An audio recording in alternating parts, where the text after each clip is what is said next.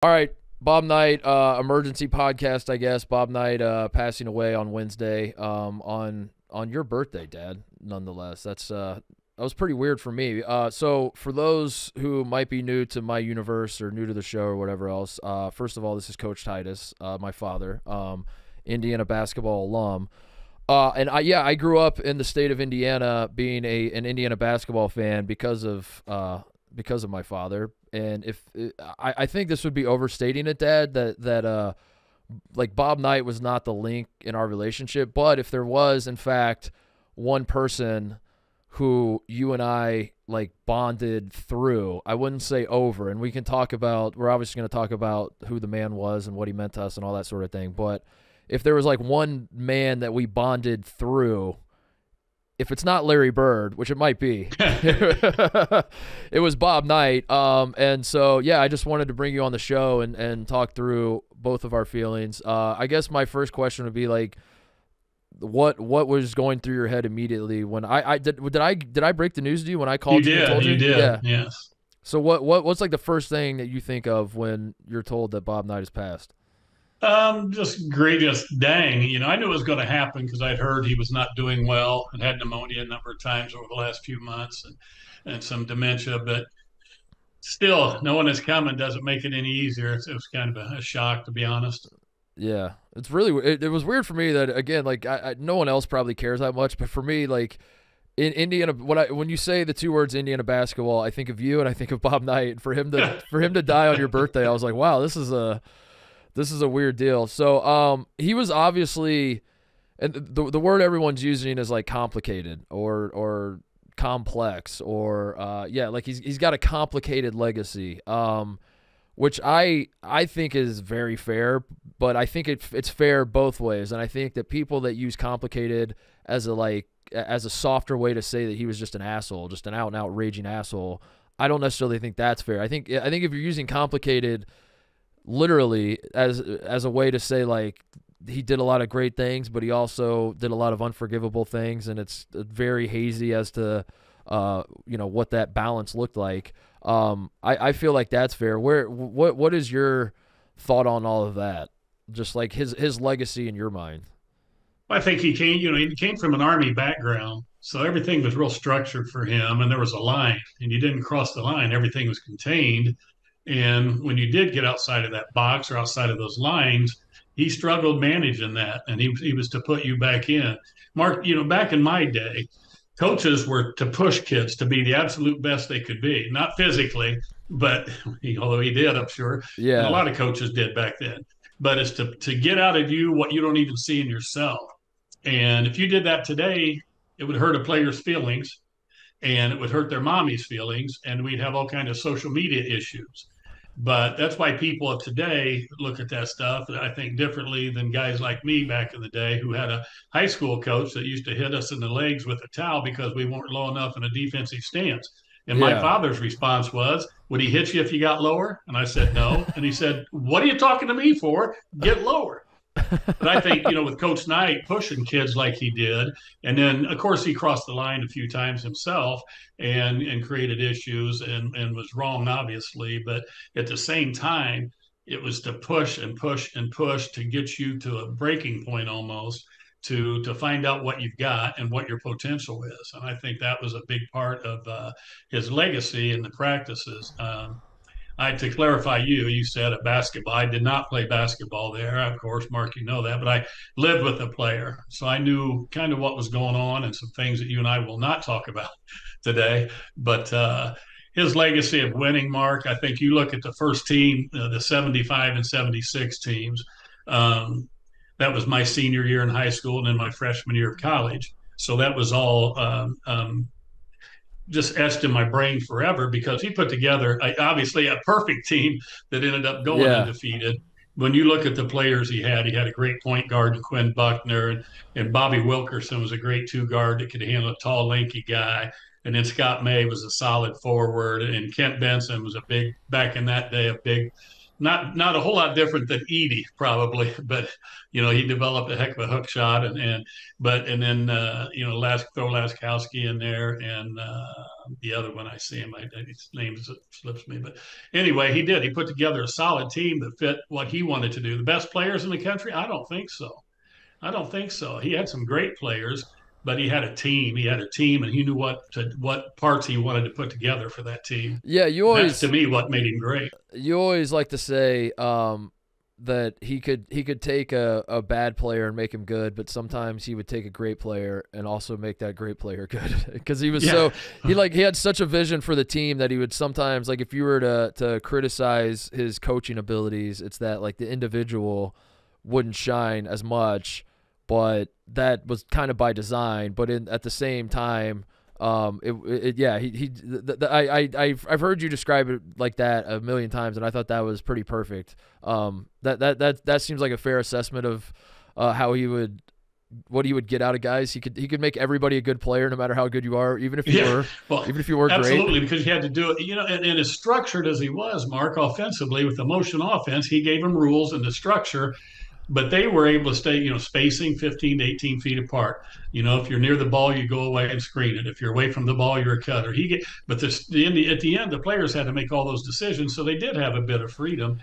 But I will tell you this: as structured as he was, my roommate for 2 or 3 years at IU was Butch Carter, who played, and Butch would have a notebook and still has it to this day. 50 years later, whatever it's been, 45 years later, and Butch would come home to our apartment and sit in a chair with his hands like his face in his hands and stare at that book. I mean, literally for 2 or 3 hours before every game. Wow. And flip pages and study it. They all had to keep individual notebooks. And it was that disciplined and that structured at that time. Which is, I said this on Mostly Sports, that I feel like Knight is a tug of war between two turns of phrase, which is the ends justify the means, which is what he would tell you, that, like, yes, I'm a hard ass. Yes, I crossed a line many times. Yes, not everybody would love to play for me. But at the end of the day, my results speak for themselves, and not just the winning. In fact, he would be one that would point out the winning last. He would say, my guys graduate. My guys are upstanding members of the community, which is stuff that, like, now in 2023, you kind of roll your eyes at when you talk about college athletics, because it does, as the professionalization of the sport is taking place, and like all the old-timey, nostalgic way to view college sports is like these guys are student athletes and they're returning boys into men. All that stuff in 2023 feels a little hokey and corny, but once upon a time that was like kind of how the system worked, and Knight did, for all of his flaws, like he did check all of those boxes. Like not every program was graduating players, and he was like, that was a point of pride with him. And if you screwed around, if you got arrested, if you never mind arrested, if you're just doing stuff you shouldn't have been doing, you were disciplined. Not going to class, right? And so I think in his mind he would say, yes, I was a hard ass. Yes, I didn't. Maybe people were scared of me, all that sort of thing. But at the end of the day, I feel like I was hired to turn these boys into men. I was hired to get them graduated. I was hired to win basketball games. I did all of that better than anyone's ever really done it, ever. Right. So I am justified in all of the ways I went about that. Now, the flip side of that, and what his critics would say, the other turn of phrase would be that the road to hell is paved with good intentions. And as much as you want to say that, like, all of your philosophies and your way of going about things was the right way because the results speak for that, you maybe could have, maybe the results were in spite of how you went about it and not because of how you went about it. And like maybe you didn't need to abuse your players physically and mentally and all that sort of thing. And that's why I think it's so complicated, is because it's not fair to say he was just a raging asshole that was just a dick to everybody. But it's also like, if you are someone that's like, hey man, the guy won, what can I say? I don't think you can really diminish that. Like, yeah, some of his patterns of behavior were bad, and it wasn't just like a product of his time, because I remember growing up in the 90s, Dad, that like people were still like, this is a little crazy. Like, this guy's a little, it wasn't like a snap of a finger happened where it was like, oh yeah, we used to like not really notice that he was crazy, but then, society changed it turned on a dime, and suddenly Bob Knight appeared to be crazy. I mean, he was crazy his whole career. Well, I will tell you this. Part of it, Mark, is he made a promise to parents, especially mothers, on recruiting visits and when they would come to Bloomington, and that your kid will be work hard. He'll go to class. He'll get a degree. He'll earn the degree. It'll not be given to his discipline and his way of enforcing this. That they could play on the road and get back at 3, or if they got back before 8 o'clock and you had a class at 8 o'clock, your behind was at class. Yeah. And he would check on it. And if you weren't there, you were going to pay for it. And so he was very, very much that way, but he made promises to families and held to that promise and kept pushing the kids because not just because of that, because he wanted to be the best they could be. But you're right. Looking back at it now, you go, wow, how did that guy? But I had coaches in high school, and well, my 5th and 6th grade basketball coach threw basketballs at us as we ran laps if we weren't running hard enough. And I know a high school coach in Indiana that got fired for doing the very same thing. And I'm thinking, what's wrong with that? Yeah. I never did it, but as a coach. But it's such a different time. And Coach Knight he was the man because he did do things. Now, Denny Crum down the road from Bloomington in Louisville, he said, I don't know that he ever graduated a player. And he was proud of it. It's not my responsibility. Yeah. They paid me to coach basketball, not graduate players. Right. And Knight was the whole package. He really was, Mark.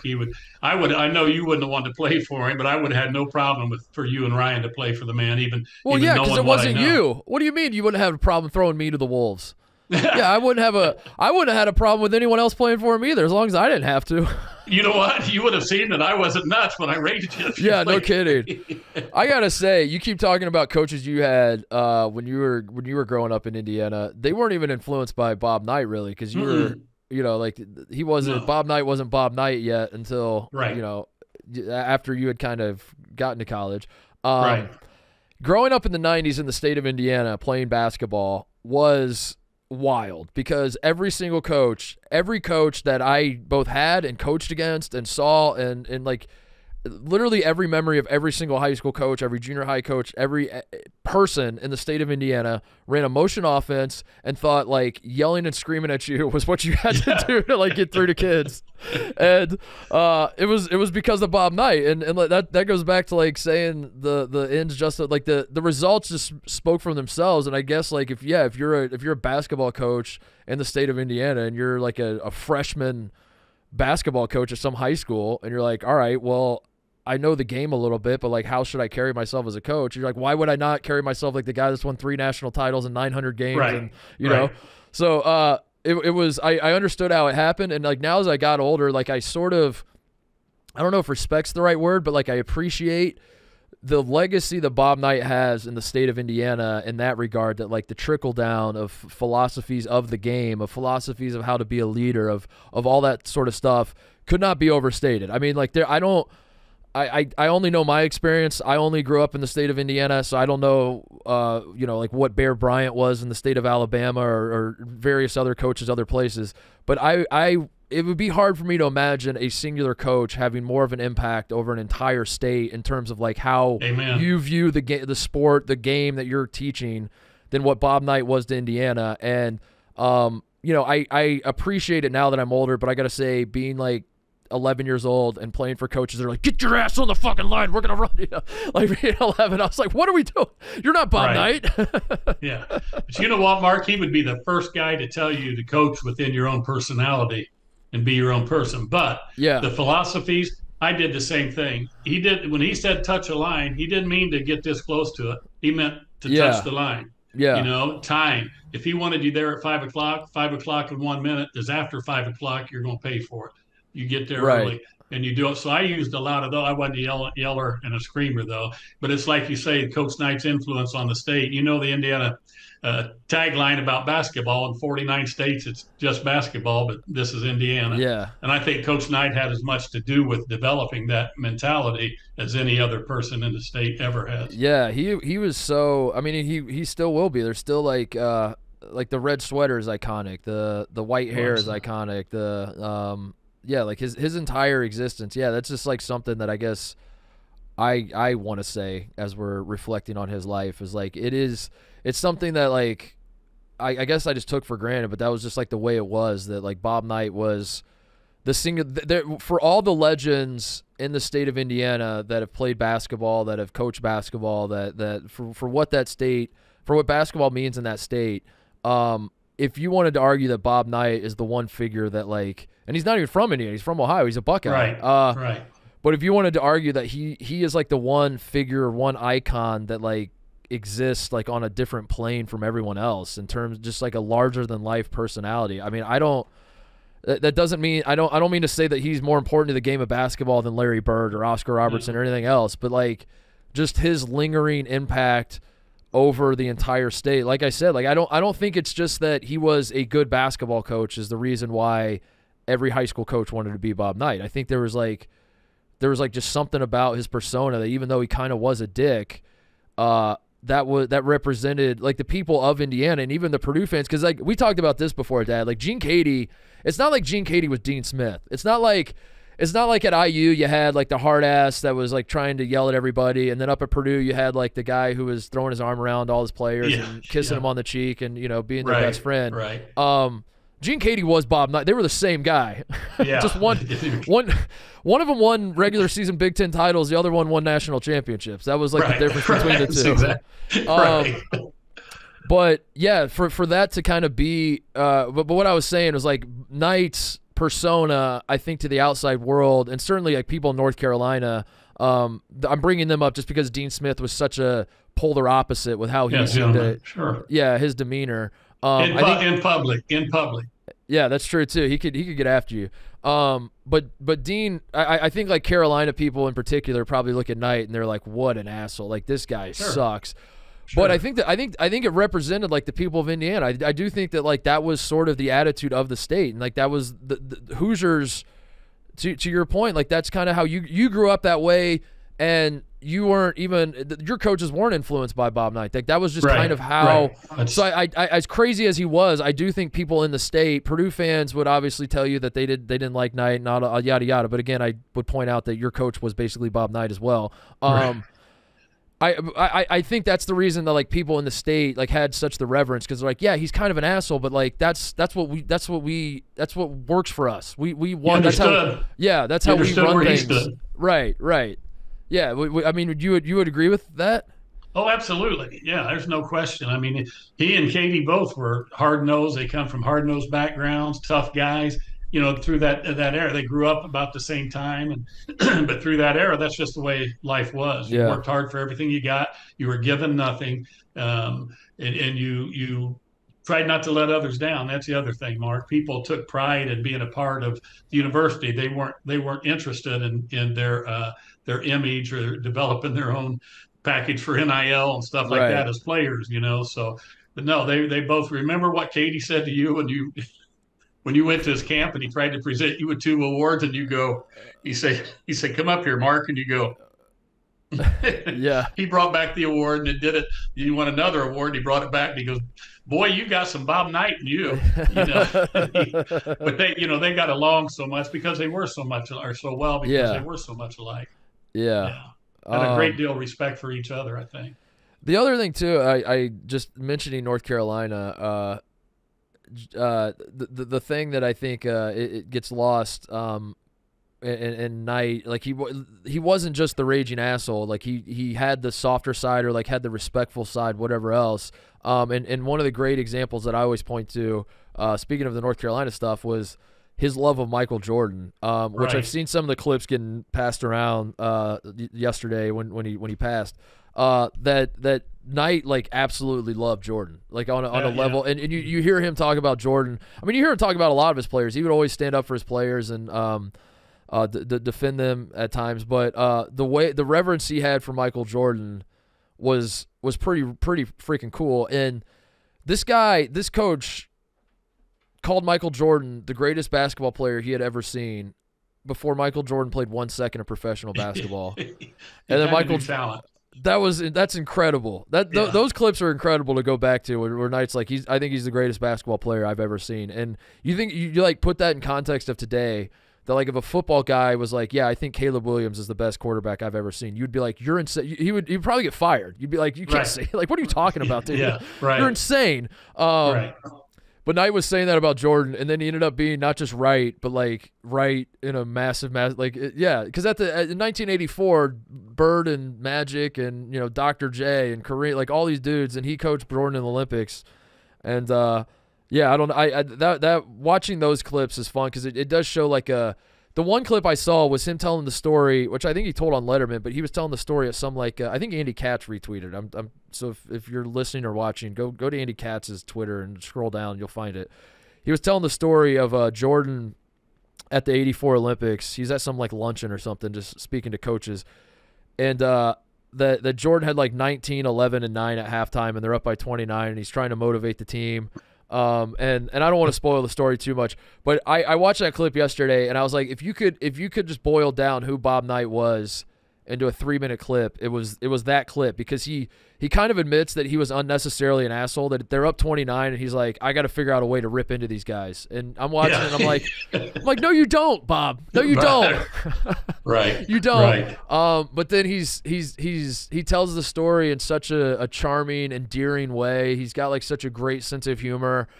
He's got such a reverence for Michael Jordan, and he's so complimentary to Michael as a player, as a personality. He calls Michael Jordan he says his grin is the best grin you'll ever see, the $1 million smile. Right. That sort of. But anyway, I'm rambling now. But that just came to mind, was that clip I thought was perfect, because it kind of illustrates him being complicated in the sense that yes, he was a hard ass, but he also respected the hell out of guys who busted their ass and guys who. Guys who met his standard. He just had an impossible standard for a lot of people, but if you met that standard, he showed you immense respect. Well, he did, and here's the thing about Jordan too, Mark. Think about, he had just been led to a national championship by Isaiah Thomas, who ended up being a pretty decent player himself. Yeah, and it still said that about Jordan, right? Yeah, and the other thing to back up, 74, or they should have won the national championship in 75, right? And then they did a perfect season in 76. Well, the summer of 74, 75, that summer before they had a great 74, 75 season, I went to his basketball camp. And there were 3 of us there. A sophomore from my hometown, from Logansport, Mark Lozier, who was being recruited by IU and some Big Ten schools, and myself, but I was in the middle, and I was on the outside. And anyway, I'm laying back like I'm asleep. And there's a free throw lecture. I think Laskowski is doing it, or Benson, or somebody's giving a lecture on free throws. And I'm going into my senior year, so I lay back, and he goes, "Hey," just top of his lungs, "Hey, you!" And I'm like, he goes, "You? I don't take that shit from Scott May. I don't take it from Quinn Buckner. I'm sure as the hell not going to take it from you. Get your ass out of here." And then he goes, "You," and pointed at Lozier, but he knew him, so he skipped over him, and he goes, you go with him." So he kicked us out of this free throw thing. That was the year Coach K was there as an assistant. Coach K comes up to the dorm and gets us and takes us back over to apologize tonight, and he rips into me and this sophomore. Said, "This kid's a sophomore. You're going into your senior year. Is that right?" "Yes, sir." And he said, "Well, you need to be a better leader and be, focused and pay attention. And you enjoy the rest of this camp," because on a Tuesday. And yeah. Coach K came up and said, "You got a long week ahead of you. You don't want to screw this up or be sent home." And so when he said, "Thanks for coming in," he smacked me on the back so hard that I stumbled. So I turned around. No, I didn't. Yeah. But that was so my point for telling that story is he was that disciplined and wasn't taking anything from anybody before that 74-75 team that should have won the national championship and then went on to the 76 team. So he was like that. He didn't care who you were, what the setting was. And you know what? He was 33 years old. Yeah. I guess at that time, the take-home point is that he walked the walk. He wasn't a dick just to be a dick. He wasn't a dick because he was on an ego trip. He truly, and again, I'm not excusing the behavior, and I'm not saying that this is the way to do things. But I'm just adding the full context that he wasn't a guy that was just a dick to be, like I said, just to be a dick. He truly held you to that standard, and once you hit the state, he truly, in that moment, he probably wasn't going to recruit you to come to Indiana, and you probably weren't going to matter that much to his life, but he wasn't doing that just to like humiliate you. He was doing that because he truly thought that he was making you a better player, a better man, a better whatever else. And yeah, you could argue all you want about whether that's the right way to go about that, but Bob Knight, in his heart of hearts, was acting out of what he believed was the right motivation. And that's why complicated is such the perfect word, because it is like there was a moment in time where that was how things were done. Society shifted, society changed, people learned things that like, and then as time went on, his behavior kind of stayed consistent, but it seemed more and more insane. Yeah. And then at no point in time was he interested in ever changing how he did things. Oh, no, he was. But you know what, Mark? You know why Isaiah Thomas went to IU? Because Isaiah's mama wanted it that way. Yeah, yeah. I mean, she wanted him to go in a boy and come out a man. Yeah. And that was her expectation. That's why she was so into IU. But I will tell you another personal story that you can't find online is I had a night for coaching in basketball. Bob Knight, Coach Knight for coaching in basketball. And the very first day the class was packed and it was hard to get into. And he would walk out and walk in front of the class and say, "Good morning," and say, "I've got a question for you. How many of you people have ever had a coach you didn't like?" Well, more than half the room raised their hands. And he goes, "You know what? We never liked all you little bastards either." And that's how it started. And then the next thing he said is, "See that door back there? That door is an 8 o'clock class. That door locks at 8 o'clock. There are no tardies. You miss one time, the best grade you can get is a B. You miss twice, the best grade you can get is a C. You miss 3 times, don't come back. You failed the class." And we had to keep detailed notebooks and turn those in at the end. But you know what, Mark? Guess what the attendance was like? Yeah. I imagine it was pretty good. Yeah, right. It was perfect because he set the standard so high. He said what he meant, and he meant what he said, and he held to it. And there were a couple that tested it, and they didn't get A+ on their transcript like I did. Yeah, it's just the other thing that it has been fun to read is kind of the recollections of how emotional, I guess. Like, obviously he's emotional. He has a short temper, but like he's a very thoughtful guy. He's a very Billis actually wrote a really good article on ESPN about some of his memories with Knight, and just like how reflective he was. He's way more intelligent than I think people outside the state of Indiana realize. Oh yeah. Yeah, like because it again, like his persona to the outside world, it's like not necessarily familiar on the level that like Hoosiers would be is. And some of his philosophies came from the Art of War. Art of War, yeah. He was a history major at Ohio State. Absolutely, yeah. I mean, and his strategies were developed. Some of them from that book. Yeah, and but I think his persona is he's just like a raging asshole. Like I keep going back to that description, and it wasn't just like unhinged rage. It was like. He did have a short temper, but like there was a brain behind the rage, is what I'm saying. Like he wasn't just like a dumb jock that like fell into basketball and then would yell and scream at people and then he won some games.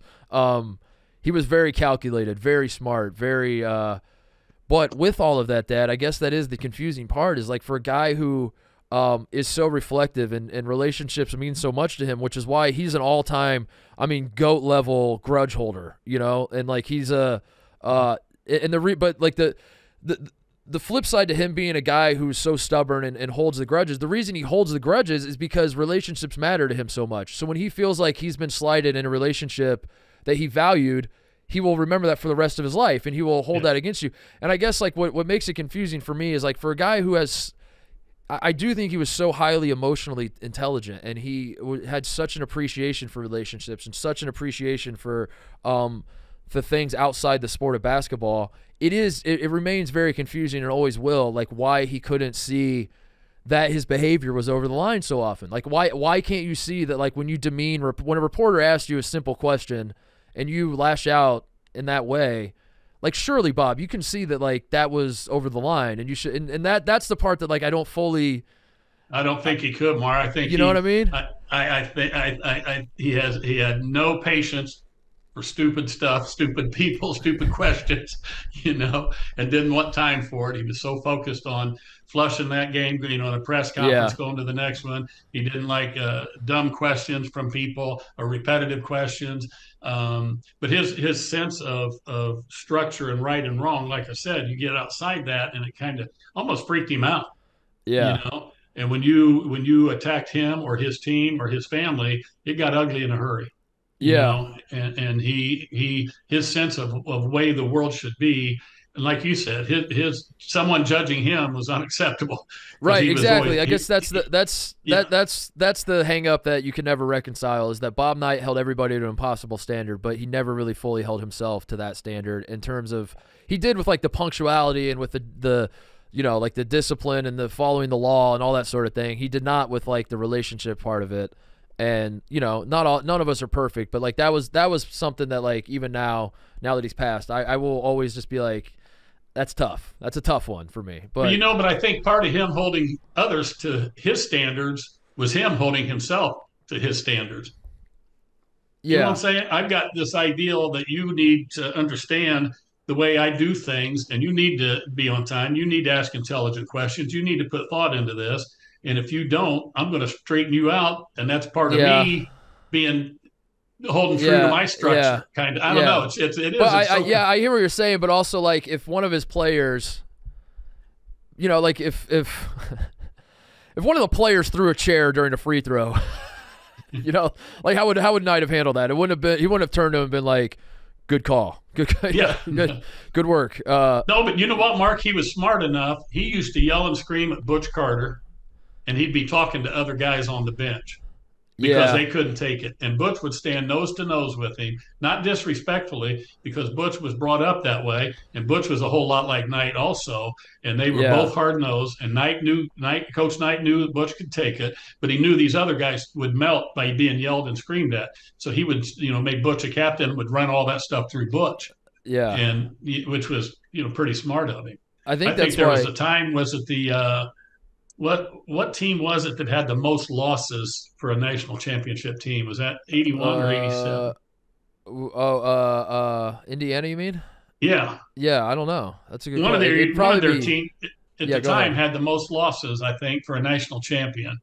And I forget the story because I don't remember if it was Alfred or it was Isaiah that Knight got the team together and ripped into them and kind of turned the team over to one of those players without saying he was turning it over to one of those players. And they never lost a game after that. But I don't know why I can't remember that. 87 was they were 30-4, so it probably wasn't them. So what was 81's record? 1980-81 Indiana Hoosiers. Hang on.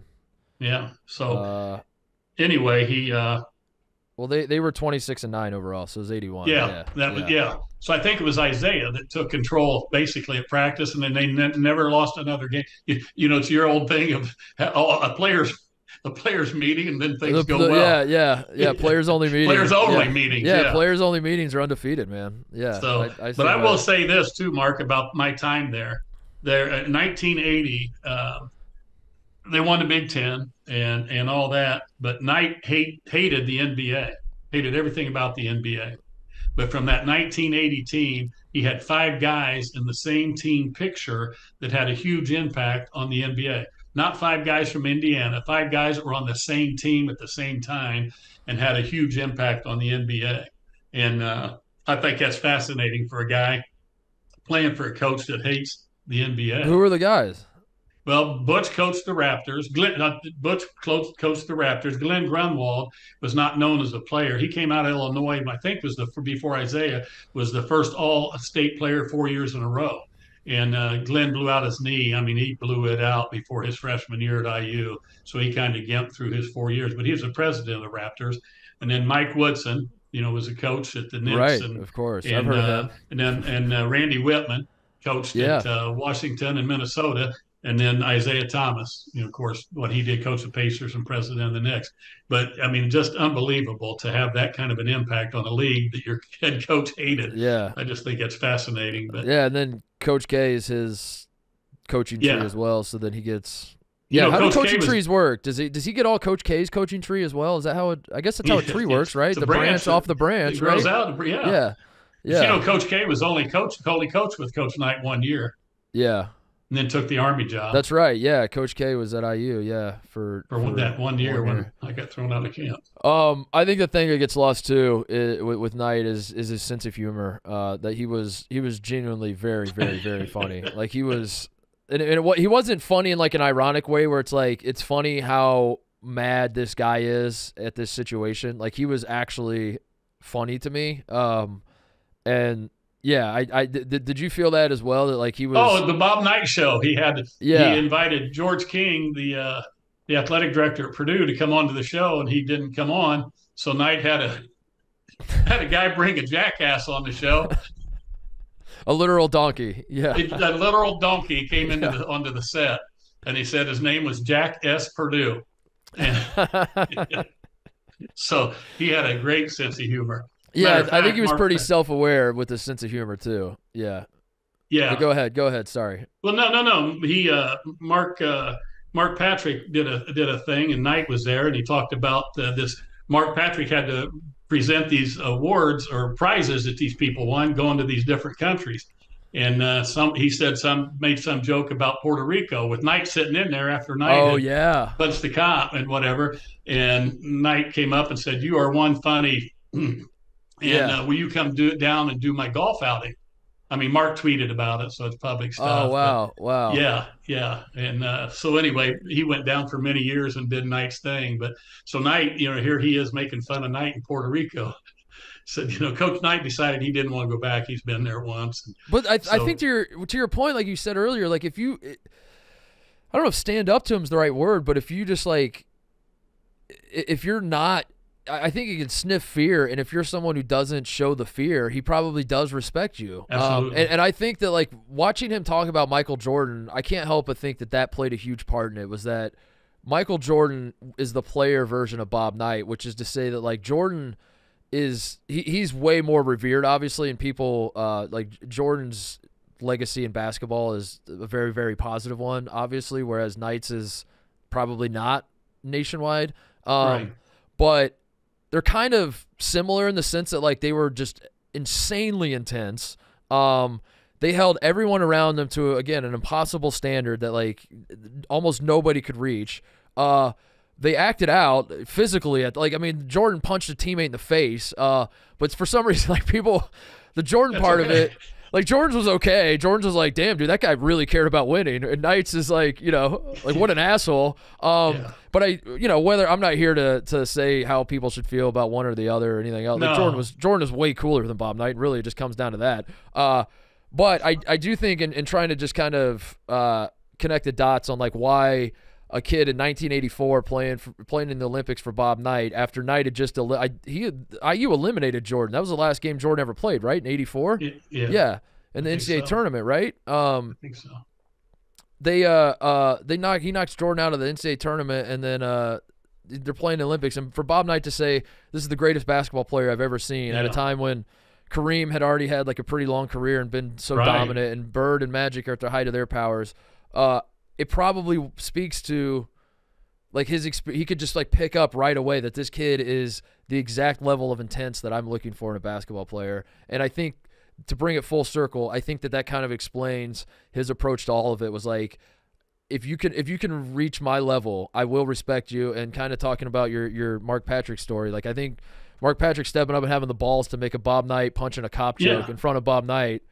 Knight was like, hey man, that takes balls. Dude. I respect it. Yeah, that's respect. Yeah, but you know what? It's almost like parenting, Mark. If you don't have one of your children or your children say at some point they hate you, you're probably not parenting hard enough or structured enough. And it's almost like that with Knight. And if he didn't push you hard enough to where you felt or you said that you hated him, he wasn't pushing you hard enough to be the best you could be. Yeah. So I think that was part. But I will say this: the guys that loved him obviously respected him. The guys that didn't like him, I don't know that any truly hated him, still respected him, I think. Yeah. I mean, they may not admit it, but they did, and I really believe that they did. Most of it, maybe a couple didn't, but I know one that didn't care for him at all. Speaks of him very highly today, still, really, and didn't care for him. But that's that's a respect factor. Yeah, that's where I think I landed on it, is like I think if I would have played for him, I probably would have been that. I would have been like, I hated it. It was the worst 4 years of my life, but damn it, I respect Man, I'm that glad man. I came here. Yeah, like damn, I respect that man. That's like, I still carry a little trauma from that 4 year run, but gotta be honest, I respect the hell out of the guy. Well, if you evaluate it, you can learn how not to treat people too. You know, That's I mean, true. Yeah. That's part. It's a Yeah, learning you can look. experience in that. Yeah, that's true. What's your version of the Larry Bird story that you believe? What's the what's the? Because there's a lot of I mean, Brandon, we sat down to do mostly sports. He turned to me and was like, I mentioned the thing about Jordan, about how much Knight loved Jordan and called him the GOAT before Jordan played 1 second of NBA basketball, and then Brandon goes, yeah, but he also ran off Larry Bird. And I was like, whoa, that's not the story. And then he goes, well, what's the story? And I was like, that's a great point. There are a lot of stories out there. Yeah. What's the one that you believe? I just believe that Bird got there and found it was an uncomfortable fit. Yeah. And I would expect back then racial relationships were different. I don't know that I can define how they were different, but they were different. And I imagine that was but I don't know. But I think that when you come in with African American players from inner cities and different experiences than small town French Lick, Indiana, middle of nowhere, Yeah. Indiana. Maybe he had some adjustments. Indiana State was not that diverse, I Right. think, and so I think that but I don't know. I think he just felt like he was uncomfortable there after being there a while. I don't Yeah. think he was afraid of the work. I don't think he was afraid, obviously, being pushed because Bird was. Yeah, I that's mean, what I that was mean. I just learned this the other day. Speaking of Bird, I find it fascinating. You know how he hurt his back? Shoveling his mother's driveway in French Lick, Indiana. Oh yeah. Oh yeah. I mean, the guy had millions of dollars. He could have had snow taken off, but he wanted to do it by hand himself. And Yeah. but so he wasn't afraid of the work. I don't know that he was afraid of Knight. He probably had never been coached like Coach Knight coached him. Yeah. But I really don't know the truth either. But that would be I my think guess. I think Knight letting Bird walk, which is like, it doesn't really work that way. Like, I don't know what he's gonna hold him hostage, but Knight letting Bird go is actually a feather in the cap for like Knight sticking to his principles and because Knight's not a dude that like would fight if a guy wants to leave. He's not a guy that was like gonna fight to. Oh, I don't want to. Yeah, sure. Yeah, I don't think it was. I don't think it was indicative of Knight's like inability to understand how good Larry Bird was or was going to become. I think he probably knew that guy's really, really good. But if he doesn't want to be here, it's never going to work. It's never going to. Right. Yeah. I used to tell kids that would come up to me and say, "Coach, I don't know if I want to play basketball or wrestle." I said, "Go wrestle." Go, yeah. Get the hell out of here. You know what, Mark? The other side of it is you know that you played enough sports and were really good at it, but it's a lot of hard work when you love it.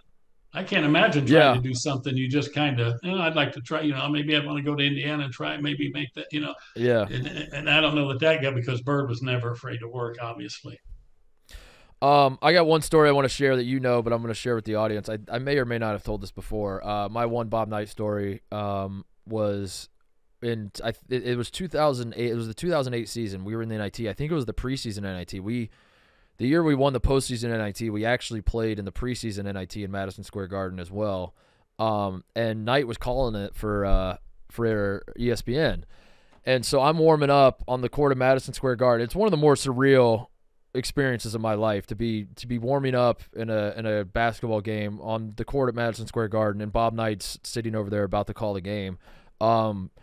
And I usually don't get I wouldn't say I was starstruck. I don't really get starstruck. I'm not usually one to go meet celebrities or, I kind of, even if it's someone I admire, I usually just kind of like let them walk by and then just internally process whatever's going on.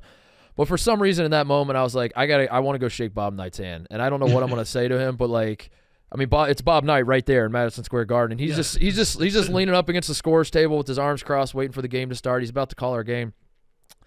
And I walked over and I just said, Coach, I just want to come over and say, like, I grew up in Hendricks County, west side of Indianapolis in the 90s, and you like were basketball to me. You're a hero of mine. You're an icon in the state. And I just want to come over and introduce myself and shake your hand and just thank you for a lot of fun memories growing up. And my father and I watched a lot of your games and yada, yada, yada, just kind of giving that whole spiel. And he just looks at me and could see the big Ohio State logo on my chest, which he's a Buckeye too, which was right. You know, I don't even know if I knew that at the time, to be completely honest with you.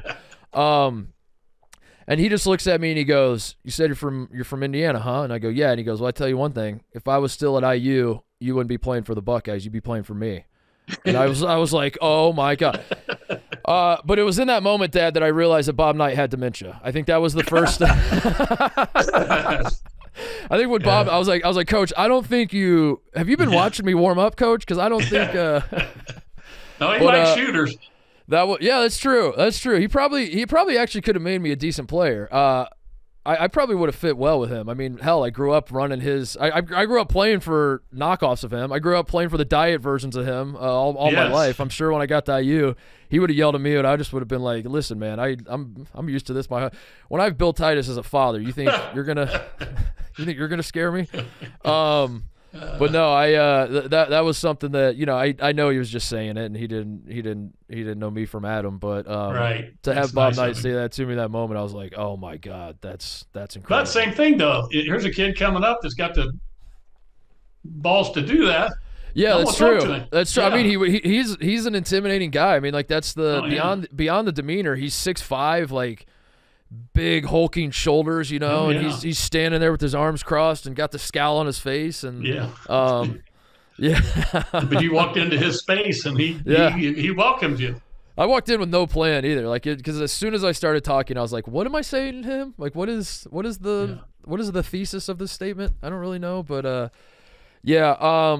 But you know what? We talked about all the basketball stuff with Coach Knight, but I've got one here.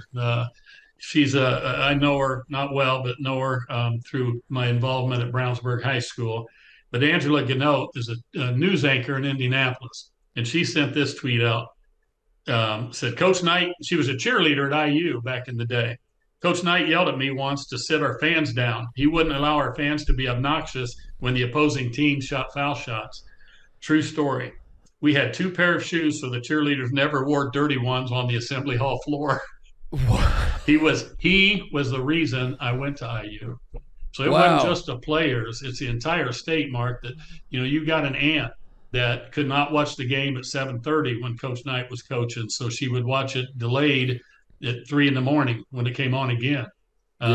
She became a huge IU fan because of Knight, and the number of people. Sage Steele put out a tweet, said she went to IU because of Bob Knight. Wow. These are young girls at the time making that decision, not because of his discipline or his influence, but just what he did for the university and for the state of Indiana. Yeah. Well, thanks for hopping on. This was I don't know. I enjoyed it. I'm sure we'll do this again, whether on air or off air. Like we'll be doing this a lot. But well, yeah, I'll never forget it for sure. Like I said, I think it's something that's like you put it perfectly at the beginning. It's like you kind of saw it coming, but it's still kind of hits you a little bit, just because for me, like I said at the top, like that would be overstating it, that Bob Knight, it's not like you and I, you know, we don't exalt the man as a god or anything. But if you really sit down and think about our relationship and how many times, like you and I, like, have a bond through basketball, through Indiana Hoosiers basketball, and it's Bob, like, you know, like the trickle down of like his influence on that program, then on the state, then on the sport, that, you know, and I like kind of recount the childhood, and I'm like, yeah, I mean, I guess it was him. It was like, you know, it was like me, my dad, and Bob Knight, kind of like that was how I grew up, you know, like that was so for me, that was, you know, like it was news that was not shocking, but it was like, it kind of makes you pause and reflect and think about like a bygone era, even of all the things we were talking about, that like, yeah, there truly never will be another Bob Knight, because the second another Bob Knight pops his head up somewhere, society's going to beat the shit out of him and say, go away. Like, we don't want you, dude. No Bob Knight. Nice try. So, all right, I got a question for you. Yeah. Should they or should they not be naming the arena Assembly Hall? Yeah, absolutely. Absolutely they should. Yeah, I you know, it is a complicated thing, but I think I don't know. I think the for that university in particular, like what he did for the university far outweighs the bad. And yeah, I think it's a no-brainer. I think it's kind of embarrassing they didn't do it when he was alive, to be completely honest with you. I think the way that's the right answer, boy. Yeah, I think he was right to hold the grudge, and I think it became like a pissing match between the school and him, and they didn't want to back down, and he didn't want to back down, and like honest to God, like it was really cool to see him back at Purdue, but like anybody that was at the Purdue game that the Hoosiers lost by 1,000, which we don't need to talk about, but no.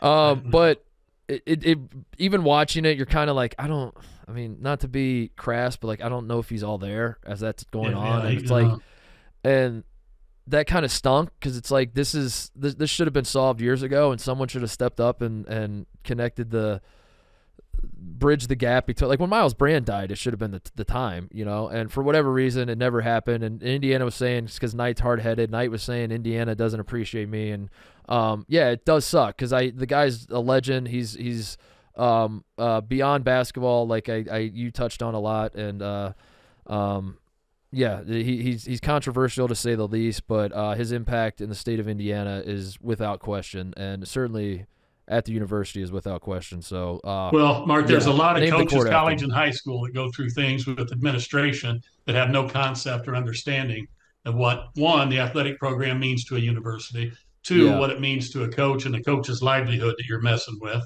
and things like that. And that's, it happens in a high school level, especially, in Indiana. I mean, there's expectations from people that have no concept. They just hear from people in the community and complaining and whining because they pushed my boy too hard and he didn't like it. So, but anyway, it's a tough day. It'd be interesting to see moving forward how he's honored. I thought the governor might lower the flags for him. It would have been well accepted. Oh yeah. That's a big time in 49 states. It's just basketball statement right there. Yeah, that's what I mean. I'm going to say this right now. I have no intention of ever running for governor of the state of Indiana, but if I change my mind on that, my promise to the Hoosiers everywhere is that when a basketball legend in the state of Indiana dies, we will lower the flags to half staff. We will do that when I'm governor. You get it, Gov. All right, buddy. All right, Dad. Love you. Appreciate you making time. Yeah, we'll have to. Last thing. Purdue, Kentucky thoughts. Purdue. Like where I got asked about that yesterday in the show. That I'm high on Purdue and Kentucky going into this year. What's your feeling on that?